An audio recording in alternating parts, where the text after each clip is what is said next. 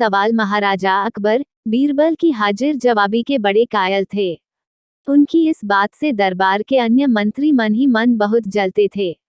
उनमें से एक मंत्री, जो महामंत्री का पद पाने का लोभी था, ने मन ही मन एक योजना बनाई। उसे मालूम था कि जब तक बीरबल दरबार में मुख्य सलाहकार के रूप में है, उसकी यह इच्छा कभी पूरी नहीं हो सकती। एक दिन दरबार में बादशाह अकबर ने बीरबल के हाजिर जवाबी की बहुत प्रशंसा की। ये सब सुनकर उस मंत्री को बहुत गुस्सा आया।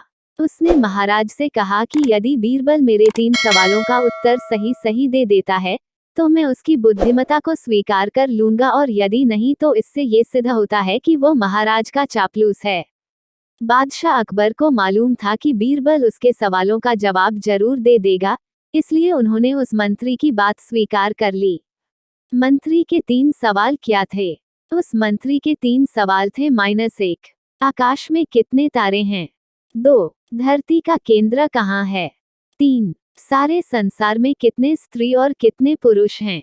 बादशाह अकबर ने फौरन बीरबल से इन सवालों के जवाब देने के लिए कहा और शर्त रखी कि यदि वह इनका उत्तर नहीं जानता है तो मुख्य सलाहकार का पद छोड़ने के लिए तैयार रहे।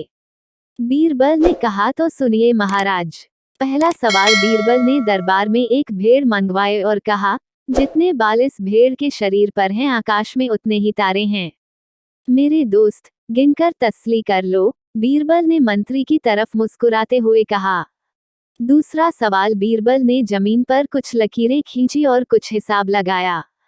फिर एक लोहे की छड़ मंगवाई गई और उसे एक जगह गाड़ दिया, और बीरबल ने महाराज से कहा, महाराज, बिल्कुल इसी जगह धरती का केंद्र है, चाहे तो आप स्वयं जांच लें।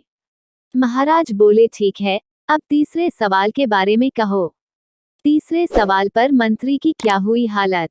अब महाराज, तीसरे सवाल का जवाब बड़ा मुश्किल है, क्योंकि इस दुनिया में कुछ लोग ऐसे हैं जो ना तो स्त्री की श्रेणी में आते हैं और ना ही पुरुषों की श्रेणी में। उनमें से कुछ लोग तो हमारे दरबार में भी उपस्थित हैं, जैसे कि यह मंत्री जी। महाराज, यदि आप इनको मौत के घाट उतरवा दे तो मैं स्त्री पुरुष की सही सही संख्या बता सकता हूँ।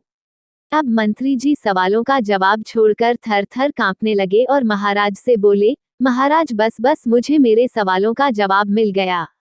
मैं बीरबल की बुद्धिमानी को मान गया हूँ। महाराज हमेशा की तरह बीरबल की तरफ पीठ करके हंसने लगे और इसी बीच वह मंत्री दरबार से खिसक लिया। कहानी से सीख मिलती है कि सूझबूझ से बड़ी परेशानी का हल आसानी से निकाला जा सकता है।